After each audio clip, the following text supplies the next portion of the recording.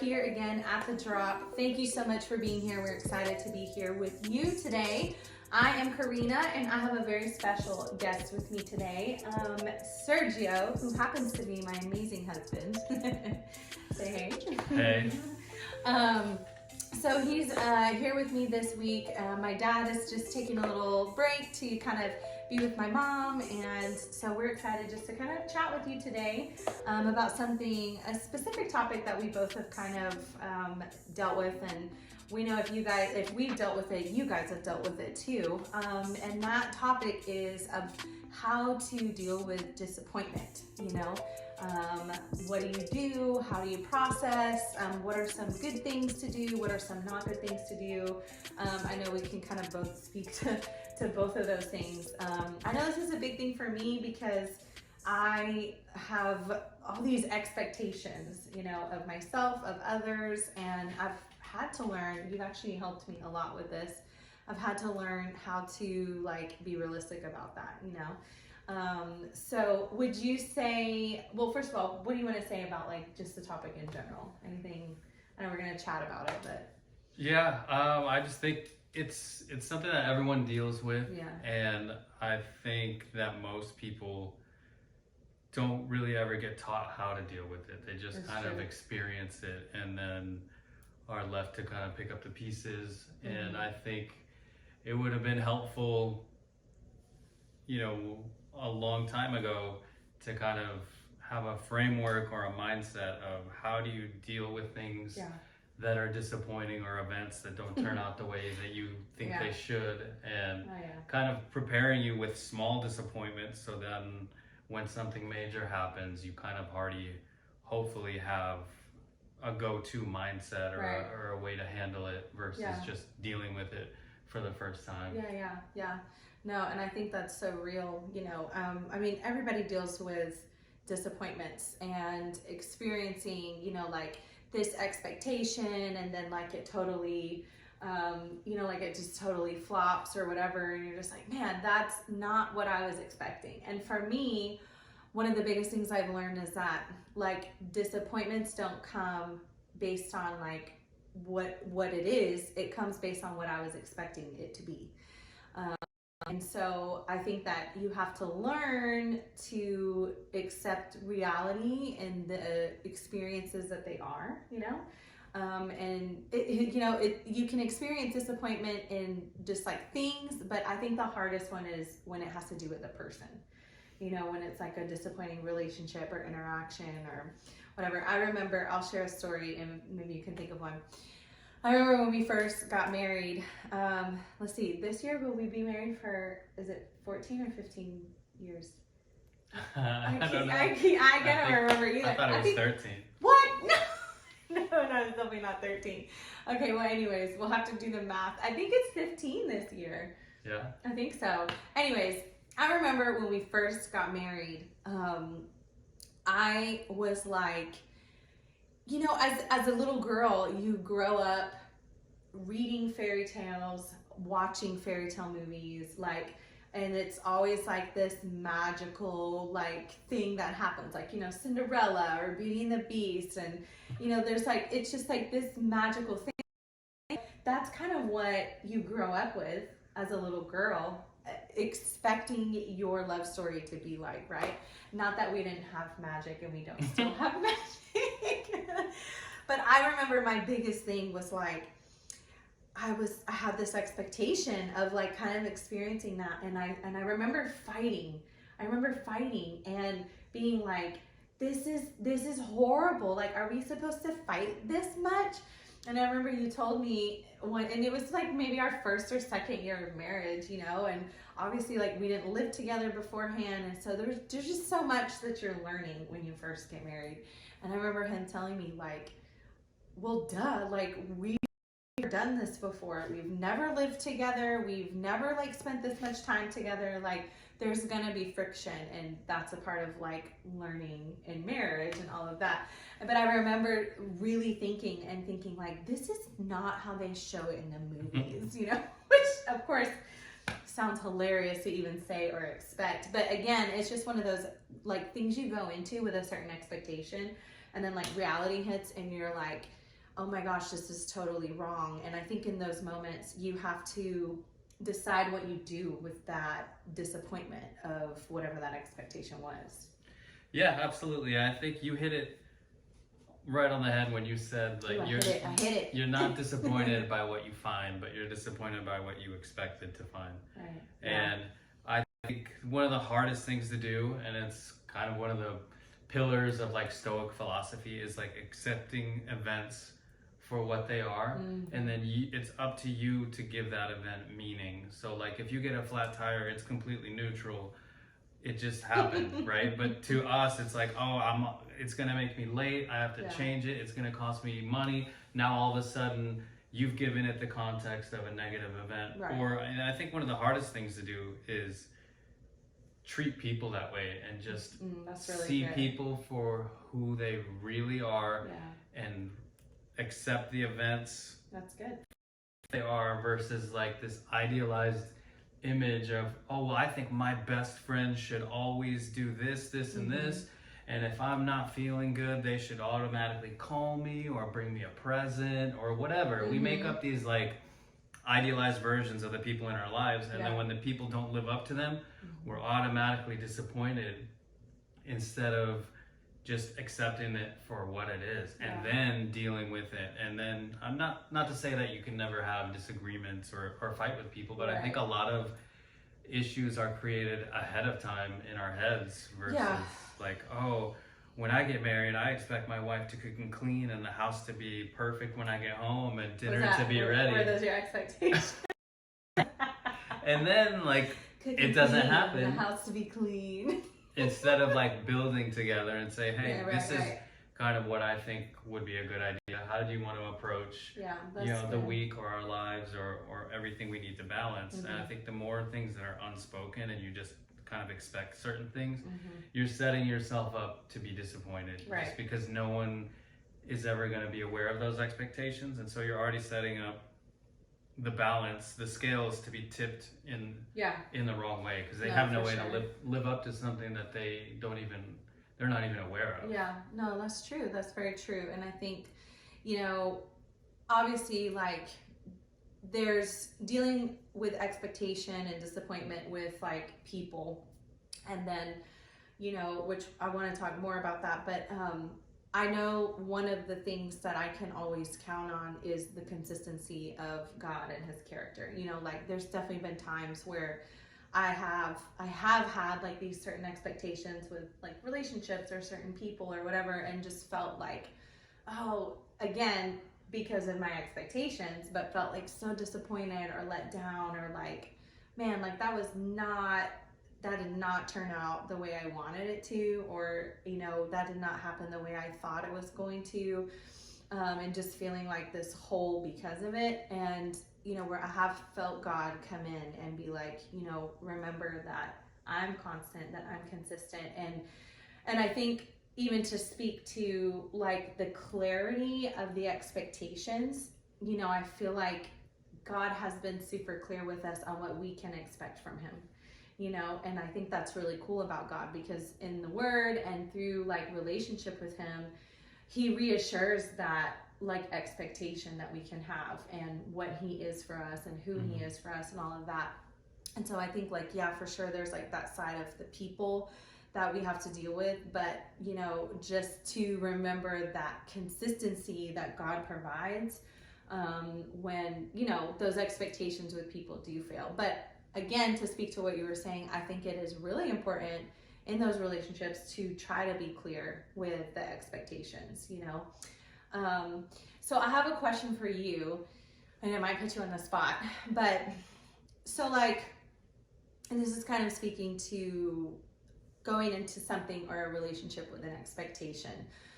Like if you are in a relationship with somebody, like it's obviously someone it's not like just like a stranger off the street or whatever. It's like you have a connection, there's like an exchange there and there's a history, whatever. Like a spouse or a sibling or a son or daughter or parent or whatever, or best friend. Do you think there is a place for placing expectations on them if it pushes them to grow? Well, yeah, I mean, everyone has expectations, and I think the key with that scenario is, or any interpersonal scenario, is you have to communicate the expectations depending on the relationship, and there has to be understanding and some form of agreement. Like I think with our kids, like the expectation that I have communicated to them out loud is, when you finish eating dinner, you go and you wash your plate, you wash your silverware, and that communication has happened. So so it's not like they get up from the table and I've never told them, and then now I'm upset or disappointed that they didn't clean up after themselves. I had to make sure that if this is something I expect from you, A, I'm going to tell you so you're aware of it, but B, I'm going to consistently hold you to this expectation, because obviously our relationship is, you know, father child, but I think even in like friendships or spousal relationships, if you have an expectation that's uncommunicated, that's unfair to the other person, because there's no way they can live up to it. So there's nothing wrong with having expectations or values, or you say, I expect and I, you know, would hope that the person I'm dealing with is going to treat me X, Y, Z these ways. These are my values.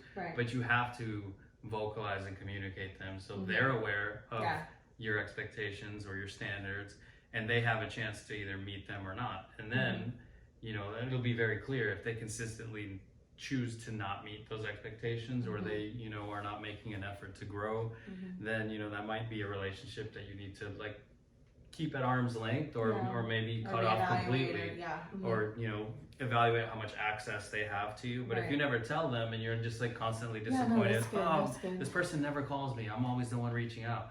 Well, did you tell them like, hey, it'd be cool if you reached out, you know, or if this was kind of a two-way street, or you're just waiting upset that no one called you, you know? Yeah, that's so good. That's really good. And I think that the biggest thing is like learning when and how to communicate those expectations, and learning, you know, how to have those conversations, because like it's so true. Like you said, like if you don't have them, about if you're having an expectation on that person, then that person is like kind of always set up to fail in the relationship, because they are unaware of the expectation that you have, you know. And it's like most people who are in healthy relationships like want to thrive, you know, for themselves, but also for the other person.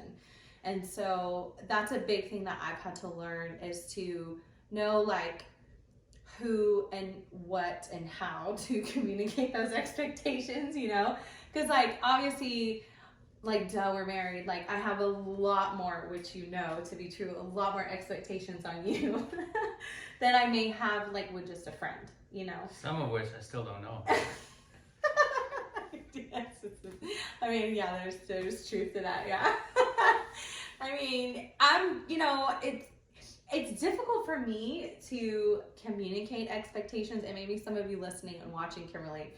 It's difficult for me, and I do find, and I'm trying to grow in this, I do find that I do feel disappointed often, because it's hard for me to communicate certain expectations, because I almost feel like, well, if it was something they wanted to do, I know you're laughing because we've had this conversation, if it's something they wanted to do, they would call me, you know, or they would text me, or they would reach out to me, you know, like that's my way of thinking. And it is 100% like not the right way to think, you know. And yes, some people that rings true to, it depends on their personality, I think. And then other people, it's not true for them. They might be like, of course I want to call you, but like, I just like, I'm so busy with this or with that, and or their personality type or whatever. And so I think communicating expectations will cut like the disappointing exchanges within relationships, you know.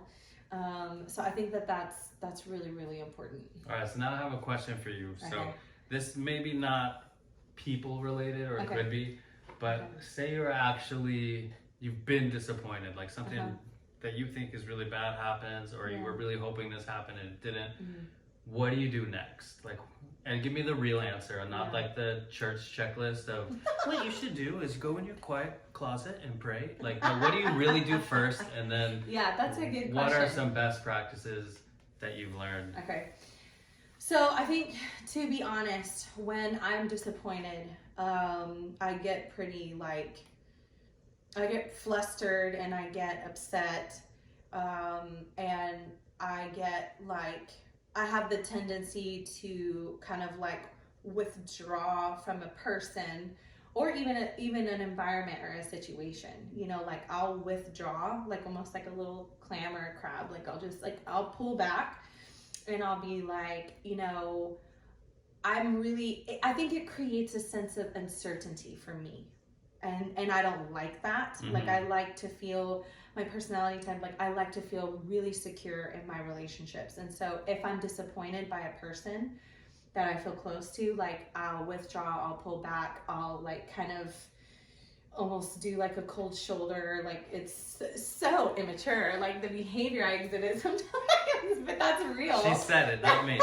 That's my real honest truth answer. And so, but again, I'm learning to adjust that, and I'm learning to grow. And I feel like I see the most growth with you. Like, I can't remember what it was the other day, but I said, I wish I could remember, but I said something to you, and you were like, wow, that was, do you remember? You were like, wow, that was really good communication or something. And I was like, yeah, you know, just whatever. And you were like, I feel like normally that would have kind of blown up into like a thing. And I'm like, well, you know, I'm growing.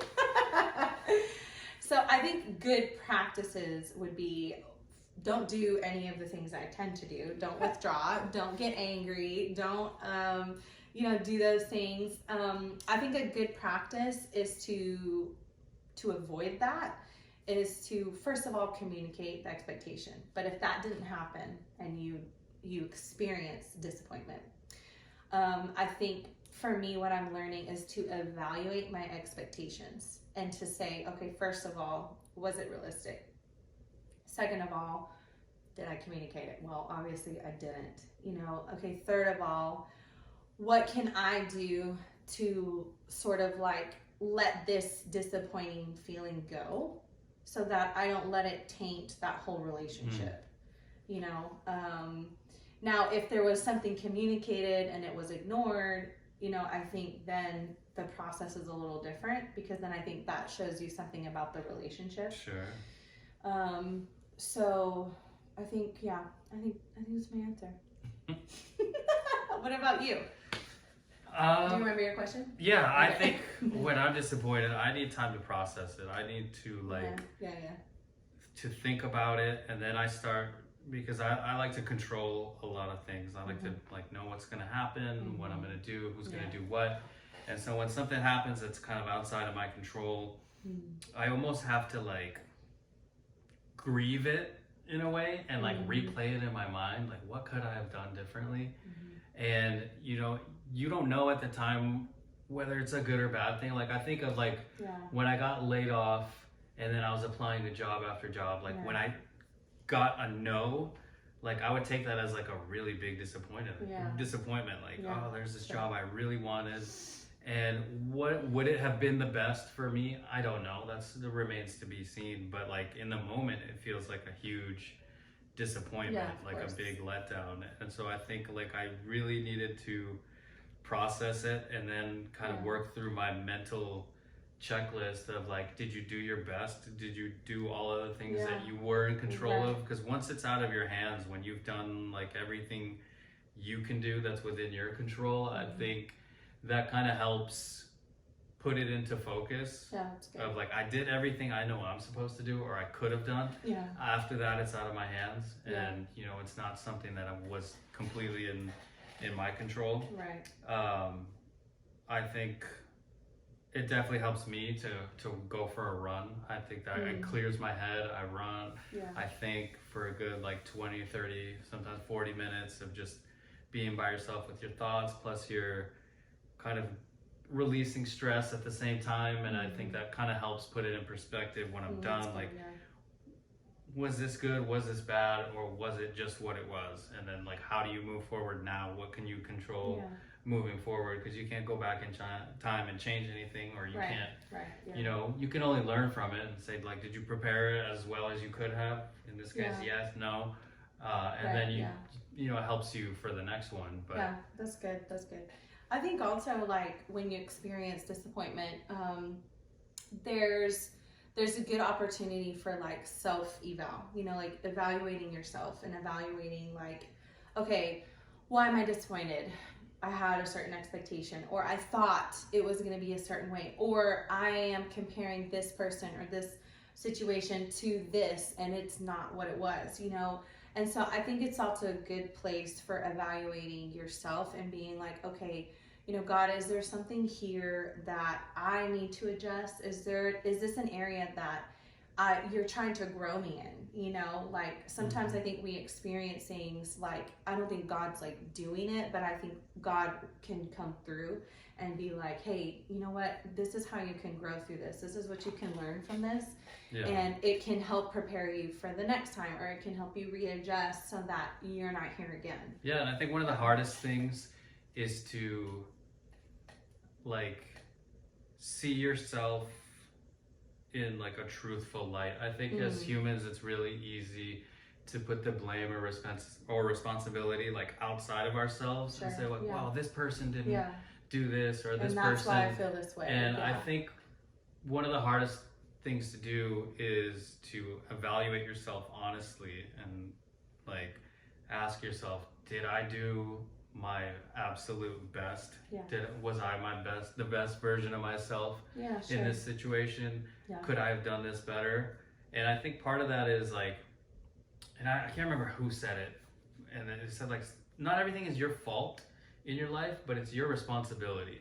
And if you are constantly like pointing the finger outside of yourself or saying, you know, I didn't get a job because this person and this person, or I didn't, instead of looking inward at the stuff you could control and saying, well, did I study hard enough? Did I take extra courses? Did I practice interviewing with people to be ready? Did I do the homework that they assigned? Like, what are all the things that you could have done better and are in your control? And I think that's really, really hard for people to do. They're always looking for the quick, and it makes you feel better to say, oh, well, if that person only did this, it wouldn't have happened. Or like, if the interest rates weren't so high, then I could have bought this. It's like, eventually everything will be someone else's fault, and you're like no longer in control of anything in your life. So I think taking responsibility for yourself and the things that you can control goes a long way towards moving past disappointment and then setting yourself up to avoid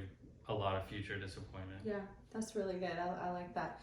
So just to recap some of the main things that we kind of shared, I think communicating expectations that you may have, and I think to go along with that, like reevaluate your expectations. Like, are they realistic? Are they like proper for this, you know, relationship or this setting or whatever? Go into it with realistic expectations. You know, I think like going to the opposite end of the spectrum and being like, I'm gonna expect 0, you know, like that. I feel like, I don't know, maybe there's a place for that, but I think also it kind of leads you to a place of like not ever being able to give yourself the space to have expectations, you know. I guess it depends on what it is. I think you disagree with me, I don't know. But my point is, evaluate your expectations. Evaluate, communicate, and I think when you do face disappointment, it's okay to stop and like look at why it happened. And I think a big thing too for me is like being able to hand those things over to God, you know, and still taking responsibility for yourself, but saying like, okay, God, you know, there's been some times that I have been very deeply disappointed with myself or with other people, and the way to process that disappointment, the thing that works every time, hands down, is when I go to God and I say, God, like, I feel really disappointed or really hurt that I blank or that this person blank, and I want to like process through that, and I don't want to just like wallow in it. and let that taint everything else moving forward. So I think you have to learn to give that to God also, along with taking the action that you need to maybe adjust a little bit so that you're not like always feeling disappointed with relationships or friendships or situations. So you have anything else to add? Just the other thing that is important is, and it's really difficult, but to see things for what they are and understand that we have the power to give those things meaning. And that's really hard. Good. Especially like, I know being a parent, when like the kids do something, like my instant reflex is either to get upset or be frustrated. And like, I don't have to do that, but it's so easy because we've, for the most part, when it comes to emotions, we don't think about them. We just react or let the emotion come, and then we act as a result of it. Sure. Versus like taking a moment and then deciding like, was this really that bad? What is this? How do I want to respond? Versus just having that knee-jerk response instantly, like screaming at them or telling them to stop. Oh my gosh, so, I mean, it's really difficult, but I think that would help a lot. No, that's good. That's really good. And I'm glad you recapped that too, because that is super important, kind of checking your emotions and, being able to kind of process that too. And, it's kind of like when you go to, I remember this Italian restaurant that you took me to. It's actually happened to us twice, because he knows Italian food is my favorite. And so anytime he plans like a really special thing or just like date nights or sometimes anniversaries, we'll try a really nice Italian place. So one of them was just like a date night, and it was, remember that place you found in Arlington? It was by our old house somewhere. It was super random, and it was like that they make homemade pasta, and it was like in this weird area, and I don't know if you remember it, but so he was telling me all about it, and I was like, oh my gosh, I can't wait. I'm so excited because I love Italian food. And so I had all this expectation, right?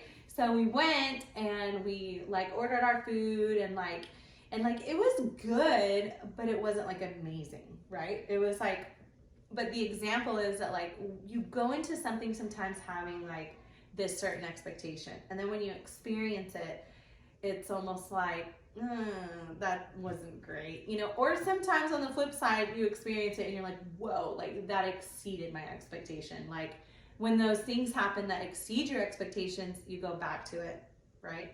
We never went back to that restaurant because we were disappointed. No. Like we wanted it to be so good, but it's kind of like the example is like you learn from those, and it's like if you are going to something or someone that always leads to disappointment, if you've communicated and things like that, like you may need to like adjust based on your experiences and be like, I don't know if I'm going to keep going back there. Yeah, for sure. It's like that quote that says, when someone shows you who they are, believe them. And I think a lot of times we try to have that idealistic version of them in our mind, that like, oh no, they didn't mean it, or oh no, they're really having an off day. I think they're really a dependable person, even though they're never on time to anything. Like when someone starts showing you their character, you take it at face value, and then move on from there. Right. And I think that just that point, that also speaks to like learning and growing and understanding and also accepting people for being the way that they are. For sure. And that's one thing that I'm learning right now is I need to accept, especially if it's somebody I love, I need to accept this person exactly how they are. And I need to adjust my expectation, because it's not fair to them. It's also not fair to me, because it's putting me in a place of being like every time, and I need to just embrace that person for exactly who they are and exactly what they can give or don't give or whatever. And I think that brings a different level of joy and contentment to your life when you can learn to do that, because it's almost like you're going into things in a more reality way, if that makes sense. Yeah, for sure. I think, that makes total sense, because, true happiness and joy is like internal, like outer situations will always find a way to either let you down, or you're disappointed it didn't turn out exactly how you wanted, but you still have the choice to make the best of it. Right. And a lot of times we rob ourselves of that choice Yeah, no, by that's true. letting that disappointment kind of take over. Yeah, definitely. Well, I'm going to go ahead and wrap us up. Thank you so much for sharing. I love doing this with you. Thank you for making the time to do this with me. And we hope that this was just kind of gave you some like real perspective and encouragement. You know, number one, remember, like, you're not alone. Everybody experiences disappointment. And we just hope that you can take kind of some of these pointers and, like, you know, kind of adjust and learn and practice and grow from that. So thank you guys so much for being here again at The Drop, where we are dropping truth and bringing life, and we hope that this just brought some life to you this week. And we encourage you to share this with a friend. You know, honestly, this topic this week is truly something everybody deals with. So share it with a friend, and it'll bring life to them too. So we'll see you guys here next week. Serge, you'll be here with me next week, right? Yeah. Yeah? Okay, so we'll see you guys next week. Have an awesome Wednesday, and see you next time.